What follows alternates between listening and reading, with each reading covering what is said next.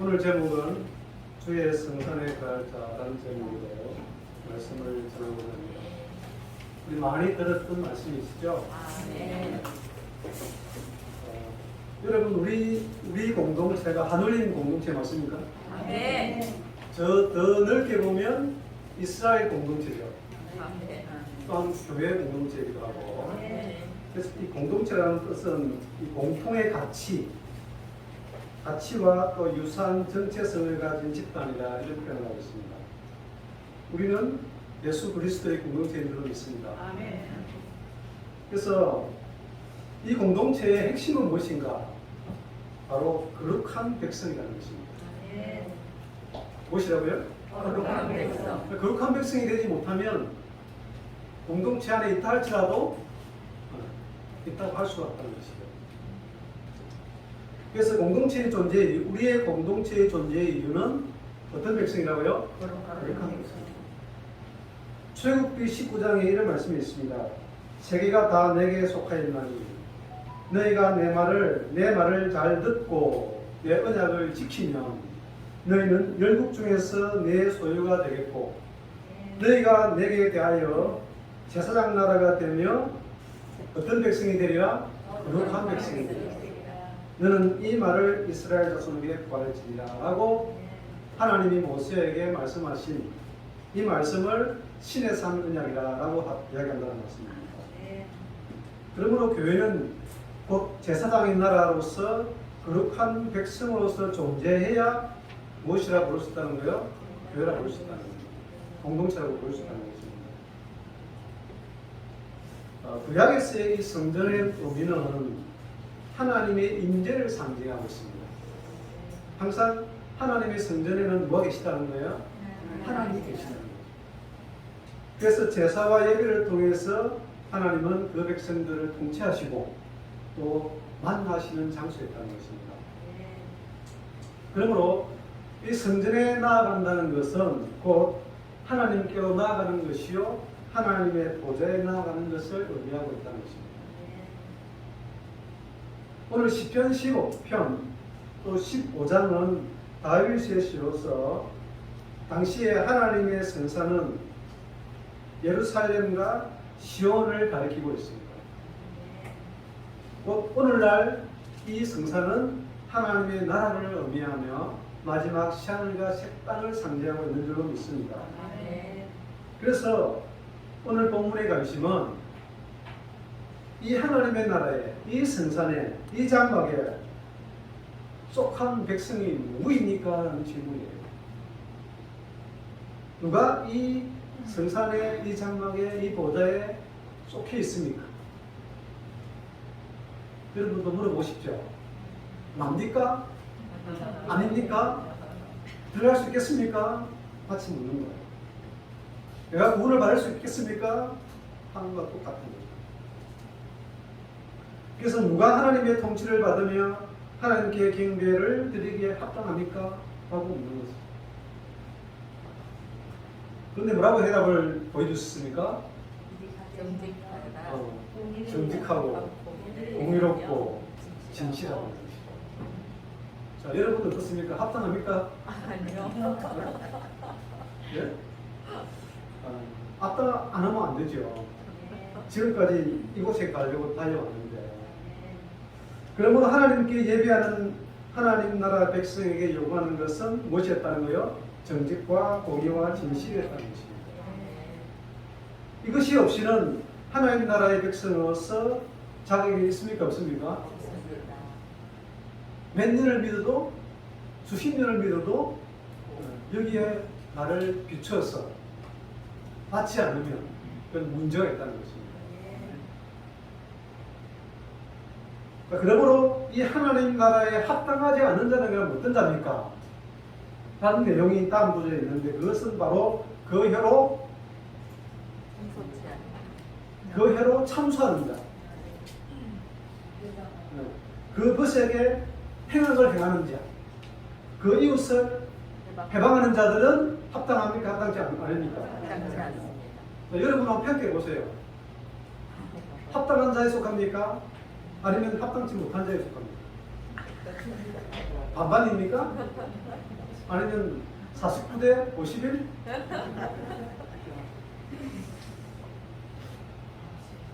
따라서 의인과 악인을 구별할 때 의인은 정직하고 공의롭고 진실하다면 악인은 참소하고 행악하고 해방한다는 것을 비교해가지고 이렇게 우리에게 설명하고 있는 적이 있습니다. 그래서 하나님 나라에 떠난 자는 이런 자들이고 그렇지 않은 자는 이런 자들이라는 것을 밝히 보여주고 있다는 것입니다. 자, 여기서 우리가 오해하지 말아야 할 것은 옆 사람을 보시면 어디에 속하는 것 같습니까? 옆 사람은? 그래서 이렇게 이분법적으로 바라보면 안 된다는 것입니다. 네? 나는 선인이고 의인이고 상대방은 뭐라고? 악인을 이렇게 분리해서 안 된다. 우리 교회는 의인이고 상대방은 저쪽은 악이라고 분리해서 안 된다는 것입니다. 왜냐하면 이것은 속 사람과 그 사람을 말하고 있다는 것입니다. 어떤 사람이 있다고요? 속 사람과 그 사람을 이야기하고 있다는 것입니다. 그래서 근본적으로 의인은 어떤 사람인가 하고 또 봤더니 악인의 길을 미워하는 자들이에요. 악인의 길을 쫓지 않고 미워하는 자가 어떤 자들이라고요? 의인이었다는 거죠. 그리고 그들은 하나님의 은혜를 구하는 자들이라고 했습니다. 여러분 하나님의 은혜를 구하시기를 바랍니다. 하나님의 은혜를 입은 자가 있죠. 노아는 여호와께 은혜를 입었다. 따라합시다. 노아는 여호와께 은혜를 입었더라. 노아의 사적은 이러하니라. 노아가 하나님으로 말미암아 은혜를 입은 그 노아의 모습을 보니까 노아는 의인이요. 은혜를 입은 노아는 무엇이었다고요? 의인. 당대의 완전한 자. 어떤 자였다고요? 의인이면서 당대의 완전한 자. 그리고 그가 하나님과 동행하였습니다. 왜? 하나님의 은혜를 하나님의 은혜를 입은 사람은 이와 같은 자예요. 의인이요, 완전한 자요, 하나님과 동행하고 있습니다. 그 결과 노아가 하나님이 자기에게 명하신 대로 다 준행하였다. 결론. 하나님의 은혜를 입은 노아는 하나님께서 명하신 모든 것들을 다 어떻게 했다고요? 준행. 노아가 하나님으로 말씀을 듣고 다 준행한 것이 무엇이었어요? 방주를 짓는 방주를 짓다. 하나님의 은혜를 입은 사람은 무엇을 짓는다고요? 방주를 하나님의 은혜를 입은 자가 방주를 파괴하면 입은 거예요? 안 입은 거예요? 문제가 있다는 거예요. 하나님의 은혜를 입은 사람은 어떤 자다? 완전한 자예요. 하나님과 동행한 자예요.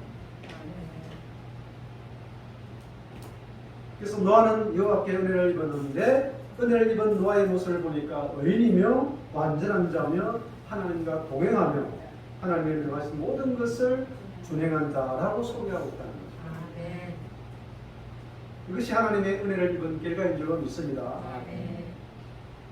그래서 입으니까 의인이었다는 거죠.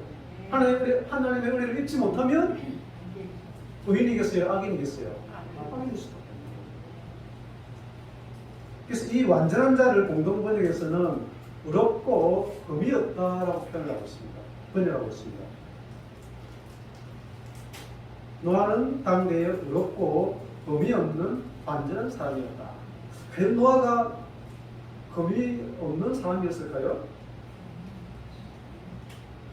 포도주에 취해가지고 벌금을 쓴다잖아요. 그죠? 우리가 보기에는 금이 좀 있는 것 같죠? 그렇지 않는가요? 그렇잖아요. 그런데 하나님 보시기에는 뭐가 없다고요? 금이 없는 자, 완전한 자. 우리가 보는 시각하고 하나님 보시는 시각은 다르다. 왜? 그는 하나님의 은혜를 입었다. 완전한 자라고 칭할 수 있다는 것입니다. 그래서 노아는 하나님으로부터 동행하면서 모든 것을 다 부여받았겠죠. 그렇죠? 누구로부터? 하나님의 것을 부여받는 거예요. 그렇기 때문에 그가 어떤 자였다는 거예요? 완전한 자였다는 거예요. 인간이 노력해서 스스로 만들어줄 수 있을까요? 없어요. 해보니까 되던가요? 안 돼요. 80이 되도록 해보니까 안 되는 거예요? 안 되는 거예요? 안 되잖아요. 아무리 돌을 닦고 마음을 스스로 다스린다고 할지라도 완전하게 나아갈 수 있던가요? 아니래요. 왜? 근본적인 제약에서 벗어날 수 없기 때문에. 물론 조금은 변할 수는 있겠지만, 그러나 또 상황이 오면 결국 다시 돌아가는 것이 인생의 일관이 있습니다. 노아뿐만 아니라 아브라함의 99세 때에 여호와께서 아브라함에게 나타나서 그에게 이르시되 나는 전능한 하나님이라 너는 내 앞에서 행하여 완전하라. 무엇하라요? 완전하라. 노아에게 임하신 그 하나님이 동일하게 아브라함에게 나타나셔서 무엇을 요구한다는 거예요? 완전하라. 전능하신 하나님이 요구하시는 거예요. 전능하신 하나님이 요구하시는 것이 무엇이었다는 거예요? 완전하라. 노아에게 완전한 삶을 요구하시는 거 아니에요. 여전히 아브라함에게 나타나셔서도 그 완전함을 요구하고 있다는 거죠. 그럼 여러분에게는 무엇을 요구하시겠어요? 완전하라. 우리에게. 그 하나님이 아브라함과 언약을 세우시고 그에게 열국의 아비가 될 것을 약속하시고 그에게 아브라함이라는 새 이름을 주시고 그리고 무슨 땅? 가나안 땅을 영원한 기업으로 주실 것을 약속하신 줄로 믿습니다. 뿐만 아니라 아들도 약속했어요. 결국 아브라함은 무엇에 근원이 됐습니까? 복의 근원. 하나님이 오시니까 하나님의 은혜를 입으니까 이와 같은 모습으로 아브라함은 바뀐 것입니다. 너는 내 하나님 여호와 앞에 완전하라. 이게 신명기 18장 13절 말씀입니다. 따라합시다. 너는 네 하나님 여호와 앞에 완전하라. 이게 하나님이 이스라엘 백성에 행하신 말씀입니다. 하나님의 은혜를 입고 하나님과 동행하면 이 완전한 길로 나아갈 줄로 믿습니다. 그래서 완전한 자는 반드시 누구와 동행해야 되겠습니까? 여러분 하나님과 동행하고 싶으시죠? 하나님과 300년 동안 동행하신 분이 있죠? 에녹. 300년 동안 동행하고 나니까 에녹이 세상에 없죠. 하나님이 그를 데리고 가십니다. 하나님과 동행하면 세상에 있어요, 없어요? 어떤 방법으로 데려갔는지는 알 수가 없지만 하나님 튼 세상에 없다는 것입니다. 지긋지긋한 세상에서 벗어날 수 있는 병들고 아프고 고통스러운 세상에서 벗어날 수 있는 유일한 길은 누구와 동행해야 됩니까? 세상에서 벗어나고 싶죠? 그럼 어떻게 하시라고요? 하나님과 동행하시라. 그렇다고 아무나 동행하면 되겠어요? 안 되겠습니까? 발람이 발락과 동행하더니 무슨 일이 생겼습니까? 동행해도 제대로 동행해야 되는데 이 발람은 발락과 동행을 하는 거예요. 그러니까 동행하니까 뭐가 생겼어요? 고주머니에 찔러준 거 있잖아요. 저주하라고 이스라엘 저주하라고 뭘 찔러줬습니까? 뇌물을 찔러준 거예요. 그래서 불의의 싹스를 살아나게 되고 이스라엘 앞에 올무를 놓아서 어그러진 길로 간 자가 누구였다고요? 누구와 동행했기 때문에? 발락과 동행. 결국 그는 멸망을 받게 되었다고 성경은 경고하고 있습니다. 하나님과 동행하면 세상에서 벗어나서 하나님의 보좌로 이동하겠지만 불의와 동행하게 되면 어떤 길로 가게 됐어요? 심판의 길로, 멸망의 길로 갈 수밖에 없는 거죠. 선택하십시오. 누구와 동행하시겠습니까?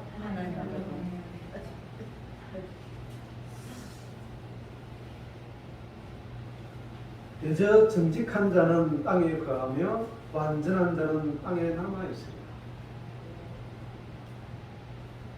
이 땅은 어떤 땅이겠습니까?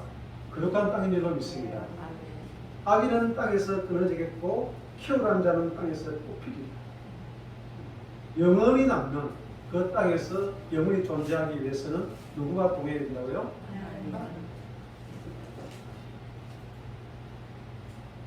그러므로 지혜로운 자와 동행하면 무엇을 얻게 될까요? 지혜를. 그런데 미련한 자와 사귀게 되면 해를 받습니다.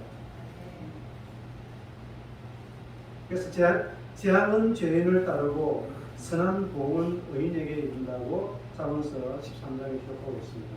그래서 우리는 무엇과 동행해야 된다고요? 지혜와.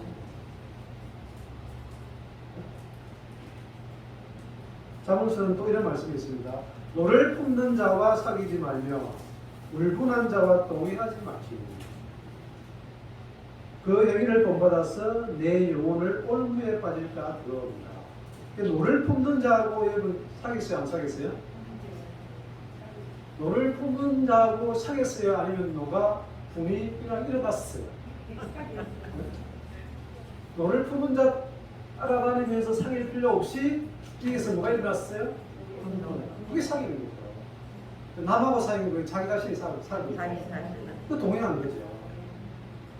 분하고 동행하는 거죠. 미움과 분이 일어나면 어떻게 하라고요? 빨리 내려놓고 가야 되는데 용서로 달려가야 되는데 그죠? 그래서 미움과 분이 일어나면 누구와 동행합니까? 짝짝꿍 해가지고 상대방을 향해서 어떻게 합니까? 막 쏟아 흘리고 부어버리시잖아요. 그러면 속이 좀 시원하던가요? 안 하던가요? 안 시원하죠? 끊임없이 일어납니다. 그래서 영혼이 어디에 빠지게 됩니까? 골무에 걸리게 됩니다. 한번 내뱉어 놓으면 이게 주워 담을 수 없어요. 안 되잖아요. 끊임없이 다툼과 분노와 미움과 밤을 새서 일어나게 되죠. 이게 동행하는 거예요. 전에 제가 지난번에 한번 말씀드렸는데 오랫동안 이게 동행사이 돼가지고 누구 말을 하면 또 듣는 사람이 아주 기분 나쁘잖아요. 그죠?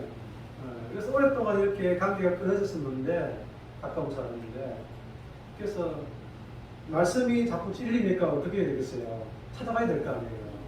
그래서 찾아가서 제가 이제 좋은 식품이라고 드시라고 하고 전달하고 하는데 이분이 또 연락이 온 거예요. 이제 한 번도 연락을 안 하신 분이 그걸 드시더니 좋다면서 또 연락을 와가지고 시도 때도 없이 전화가 오니까 이게 귀찮은 거예요. 이제 자고 있는데 전화 오지, 운전하고 있는데 전화 오지 그러니까 너무 귀찮은 거예요. 근데 본인은 좋아서 전화하는데 안 받을 수는 없잖아요. 그래서 용서를 하면 그에 대한 책임도 따르다는 거예요. 따르다는 것입니다. 그래서 우리가 그렇게 잃어버리거나 또는 관계가 끊어지거나 하는 것들을 하나님은 계속해서 요구하시는 것 같아요. 그래서 또 한 분이 있거든요. 멀리 저 포항에 있는데 계시는데 그분도 관계가 끊어졌어요. 다 끊어졌는데 유일하게 저를 통해서 관계가 지금 회복되고 있는데 이분이 이제 포항 가면 제가 만나자고 하니까 그동안에 끊어진 한 번도 20년 동안 얼굴을 못 뵌 분이에요. 가장 나하고 가장 가까운 분이고 그런 관계들이 조금씩 회복되어 가는 것을 제가 많이 경험하고 있습니다. 그래서 물론 그에 대한 책임도 있지요. 제가 그만큼 또 뭔가를 해줘야 되고 부담도 있고 책임도 있지만 그래도 어찌하겠습니까? 우리가 나서서 그 다리가 돼서 끊어진 관계를 이어줘야 되지 않겠습니까?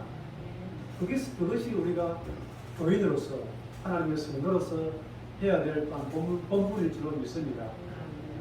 그동안 우리가 많은 것을 파괴시켰다면 가족부터 시작해서 다시 그 관계를 회복하는 우리가 되기를 바랍니다.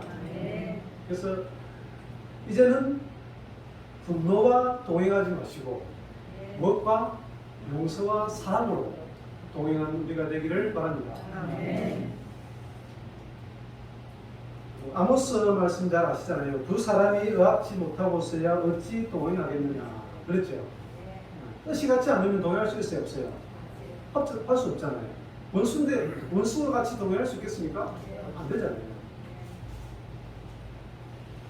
자, 그런데 성경이 뭐라고 말씀하냐면 사자가 움킨 것이 없고야 어찌 숲풀에서 부러지겠으며 젊은 사자가 잡은 것이 없고야 어찌 굴에서 소리를 내겠느냐 그랬거든요. 그러니까 뭔가 사자가 잡았기 때문에 부러진다는 거죠. 이 잡았다. 그러니까 하나님이 이스라엘 백성들을 잡을 때 어떻게 한다고요? 잡는 거죠. 그래서 뭐 한다는 거요? 동행하신다는 거죠. 여러분, 우리가 하나님과 동행하기 위해서는 하나님 사자가 마치 뭘 잡듯이 먹이를 잡듯이 딱 지면 이 잡힌 사람 입장에서는 뭐가 됩니까? 아이고 죽었다. 그죠? 근데 1대1로 이렇게 하나님과 1대1로 손잡고 동행하는 것이 아니고 네? 아직 그럴 입장이 못 되잖아요. 그러니까 어떻게 한다고 하나님이 이게 심판이 되죠. 집어버리고. 그래서 주 여호와께서 자기의 비밀을 그 종 선지자들에게 보이지 아니하고서는 결코 행하심이 있다 없다. 그러니까 선지자들도 누구 손에 잡힌 거예요? 사자 손에 잡힌 거예요. 그러니까 외치지 않을 수 있겠습니까? 없겠습니까? 외칠 수밖에 없는 거예요.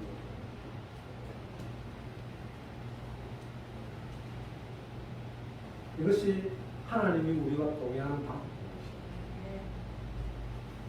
여러분끼리, 여러분 가족, 여러분 자녀, 여러분 부부 동행하니까 어떻던가요? 뜻이 같아지던가요? 네? 같은 것도 있겠지요. 그죠? 근데 늘 모든 것이 다 같아지던가요? 아니잖아요. 그죠? 그러니까, 그런데 하나님과 어떻게 우리가 동행하는 거예요? 우리끼리도 뜻이 같지 않고 늘 이렇게 분열이 일어나고 그러는데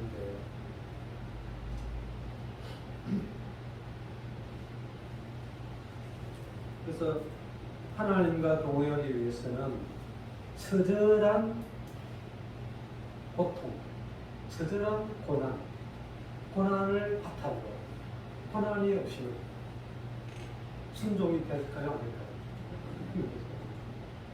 그래서 순종을 위해서 고난이 우리에게 다가온다는 것입니다. 그래서 한바탕 실컷 얻어맞고 나서는 정신이 좀 덜 된 거예요, 안 되잖아요. 좀 덜 돼야죠. 네. 그러면 시키지 않아도 알아서 하라고.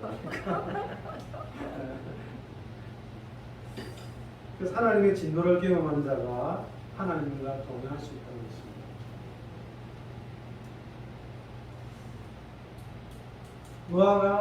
노아가 하나님의 명령을 받고 준행한 것이 노아의 방정을 했죠. 그런데 세상에서는 당시 세상에서는 노아의 방주에 대해서 관심이 없습니다. 그들의 마음의 생각의 모든 계획이 항상 악할 뿐만 아니라 그들의 제약이 세상에 항상 가득 찼다고 했습니다. 그러니까 방주를 예배하지 아니하면 뭐만 가득 차게 됩니까? 악만 가득 차게 됩니다. 분명히 그렇습니다. 앞으로 가면 갈수록 더 그렇습니다. 무엇을 해야 된다고? 우리 영혼은 하나님의 방주에 하나님의 성전 건축에 우리가 집중하지 않으면 무엇만 가득 차게 된다는 거예요? 노아 때 보여줬잖아요. 너와 함께하지 않는 모든 자들은 다 누가 세상에 반영했습니까? 자기. 그 결과 뭐가 되었습니까? 심판입니다. 우리의 영혼은 이거 같다는 거예요.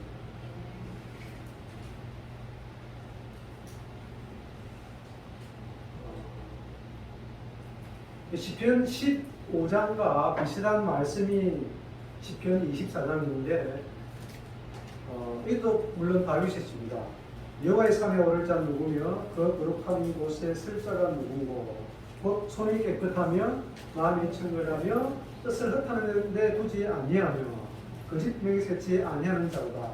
저는 여호와께 복을 받고 구원의 하나님께 의를 얻으리니 이는 여호와를 찾는 족속이요 야곱의 하나님의 얼굴을 구하는 자로다. 그래서 뒷부분은 이제 이런 자를 어떤 자라고 소개했냐면 여호와께 복을 받는 자라고 소개했습니다. 그죠? 네. 하나님께 거룩한 곳에 설 자들은 어떤 자들이었다고요? 하나님으로 말미암아 복을 누릴 자. 그들은 손이 깨끗하고 마음이 청결하고 흩어진 데 뜻을 두지 아니한 이들을 가리켜서 구원의 하나님의 벌을 얻으리니 이런 자들이 누구를 찾는다고요? 여호와를 찾는 거죠. 하나님의 얼굴을 보는 자예요. 다윗이 얼마나 하나님의 이 거룩한 성전에 오르기 위해서 오르기 원했는지 우리가 단적으로 보여주시는 말씀입니다. 다윗은 성전을 그렇게 하나님의 성전을 그렇게 건축하기를 원했었죠. 그리고 그 전에 오르기를 그렇게 간절히 바라고 원했다는 것입니다. 그런 다윗의 마음을 보시고 하나님은 뭐라고 했습니까? 내 마음에 한다했습니다. 방주 예비나 성전 건축이나 같은 뜻인 줄로 믿습니다. 그러므로 하나님의 성전을 건축하는 것은 이와 같이 하나님의 성전에 들어가는 것입니다. 성전 건축하는 것은 무엇이라고요? 하나님의 성전에 들어가는 성전도 건축도 하지 않는데 어떻게 성전에 들어갈 수 있겠습니까? 올라간다는 것이죠. 그래서 하나님의 성전은 손에 피를 묻히면 건축할 수 없어요. 그래서 다윗이 왜 건축을 못했죠? 피를 많이 묻혔어요. 손이 깨끗해야만이 올라갈 수 있고 성전을 건축할 수 있고 마음이 청결한 자만이 팔복에 뭐라고 했습니까? 그렇죠. 보살했죠. 흩하는 데 뜻을 두지 않는 자가 이와 같이 하나님의 성전을 건축하고 그 성전에 들어갈 줄로 믿습니다. 아멘. 이 성전은 어디 있는 성전이에요? 하나님의 성령의 전. 그 성령의 전이 어디 있다고? 너희 안에.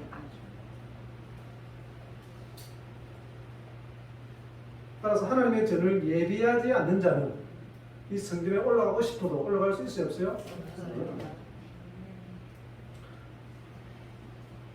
따라서 하나님의 은혜를 입은 선지자들은 하나같이 방주를 예비하며 성전 건축에 자신의 모든 신앙을 다 헌신한 것입니다. 맞습니까? 하나님의 은혜를 입은 선지자들은 하나같이 방주를 예비하며 너와 같이 또 성전 건축에 자신의 모든 신앙을 쏟아부었다는 것입니다. 그렇죠? 왜냐하면 여호와께 복을 받는 유일한 길이기 때문에 이 길이 이 세상에서 가장 행복한 길이기 때문에 이것은 구원의 길인 줄로 믿습니다. 할렐루야. 이들은 바로 하나님을 찾고 하나님의 얼굴을 보는 자이라는 것입니다. 시편에서 가장 긴 장이 몇 장이죠? 1절에 뭐라고 했습니까? 행이 완전하다. 뭐가 완전하다고요? 첫 절부터 행위를 완전하는 것을 요구합니다. 여호와의 법에 행하는 자가 복이 있습니다. 행이 완전한 자가 뭐가 있다는 거예요?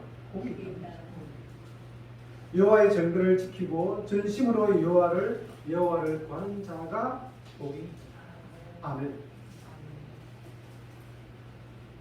여호와를 전심으로 구하는 자 되기를 바랍니다.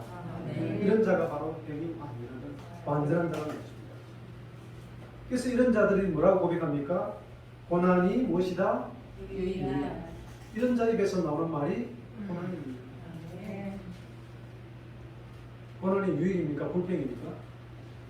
고통입니까? 근데 행위 완전한 자들은 이 고난을 무엇으로 이긴다는 거예요? 보는 시각이 다르다. 불평을 열릴 것인가? 유익으로 열릴 것인가?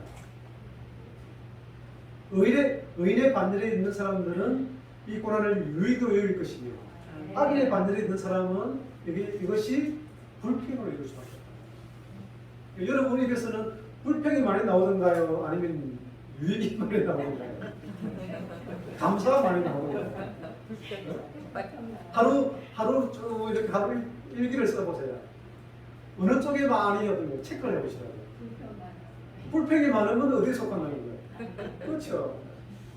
완전한 데 나가는 것이 아니고 불평으로 나가는 거예요. 찬양하겠습니다. 주만 바라보시다. 그럼 다 아시죠? 네. 주만 바라보시다.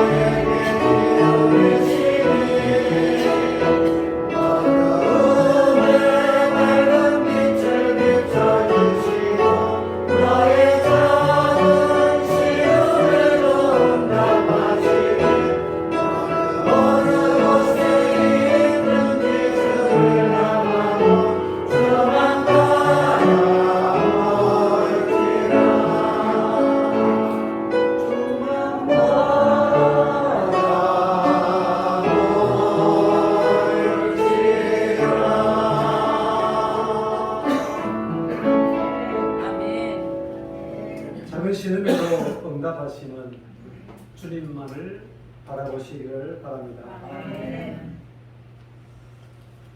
성경은 이런 자를 이 세상에서 가장 행복한 사람이라고 소개합니다. 여러분 세상에서 가장 행복한 자가 되어야 되지 않겠습니까? 의인은 이와 같이 악인의 길을 미워하고 미움은 항상 우리 가운데서 때를 놓치지 않고 기회를 노리고 일어나고 있습니다. 그렇던가요? 늘 기회만 있으면 그 틈을 타고 일어나는 것이 미움과 분노에 따른 것입니다. 그런데 우리는 그걸 버리지 못하고 그걸 올라오면 그걸 어떻게 했습니까? 동행하고 붙잡고 같이 일어나는 것이죠. 용서는 항상 우리에게 기회를 주어도 그거를 놓쳐버리고 뒤돌아서서 후회했다는 것입니다. 그렇던가요? 용서의 기회가 왔는데도 우리는 그 기회를 잡지 못하고 그것을 놓쳐버렸다는 거예요. 외면했다는 것이죠. 그리고 외면하고 돌아서서는 또 후회했다는 거죠. 후회만 했지 해결을 하지 못하면 이것은 계속해서 또 반복될 수밖에 없습니다. 맞습니까? 이제는 미움과 분노를 손잡는 것이 아니고 용서로 말미암아 손잡고 나아가시는 우리가 되기를 바랍니다. 아멘. 계시록 7장 15절에는 하나님의 보좌에 대해서 기록하고 있는데 그들이 하나님의 보좌 앞에 있고 또 그의 성전에서 밤낮 하나님을 섬기며 보좌에 앉으신 이가 그들 위에 장막을 치시리니 저희가 다시는 줄이지도 아니하며 목마르지도 아니하고 해나 아무 뜨거운 기운에 상하지 아니할지니 이는 보좌 가운데 계신 어린 양이 저희의 목자가 되사 생명수 샘으로 인도하시고 하나님께서 저희 눈에서 모든 눈물을 씻어주실 것입니다. 아멘. 보좌 가운데 계신 어린 양이 누가 된다고요? 우리의 목자. 목자가 아멘. 그토록 바라고 우려했던 목자가 누구였다는 것입니까? 예수 그리스도. 그도 더 든든한 목자가 어디 있겠습니까? 아멘. 그러기 위해서는 어디로 나아가라? 보좌로 나아가라. 그 더러운 몸으로, 미움의 몸으로 어떻게 나아갈 수 있겠습니까? 정결한 몸으로, 깨끗한 손으로 하나님께 주님 전달해야 될 줄로 믿습니다. 아멘. 그래야 하나님께서 저희 눈에서 모든 눈물을 다 어떻게 하신다고요? 씻어주신다. 씻고 싶지 않으세요? 아멘. 왜 성경에 우리가 올라가야 됩니까? 왜 그 보좌에 나와야 됩니까? 주님이 계십니다. 아멘. 다시는 줄이지도 않고 목마르지도 않고 상하지도 않는 우리 주님이 목자이기 때문에 아멘. 우리는 그곳을 향해서 나가야 될 줄로 믿습니다. 아멘. 그것은 바로 은혜의 보좌인 줄로 믿습니다. 아멘. 무슨 보좌라고요? 은혜의 보좌. 그러니까 뭐가 되겠습니까? 은혜가 은혜 될 수밖에. 그러므로 우리가 긍휼하심을 받고 때를 따라 돕는 은혜를 얻기 위하여 어디로? 은혜의 보좌 앞에 담대히 나가야 될 줄 믿습니다. 우리의 목자가 계신 그 은혜의 보좌를 향하여 오늘도 무릎을 꿇을 수 있고 그분의 명령을 준행하며 성전을 바라보며 보좌를 바라보고 나아가시기를 바랍니다. 여호와여, 이 주의 성막에, 주의 장막에, 주의 성전에 유할 자가 누구입니까? 주의 성전에 가할 자가 누구입니까? 누구입니까? 따라합시다. 정직하게 행하며 정직하게 행하며 공의를 일삼으며 공의를 일삼으며 그 마음에 진실을 말하는 자입니다. 그 마음에 진실을 말하는 자입니다. 아멘. 아멘. 이상으로 말씀을 마치겠습니다. 감사합니다. 아멘.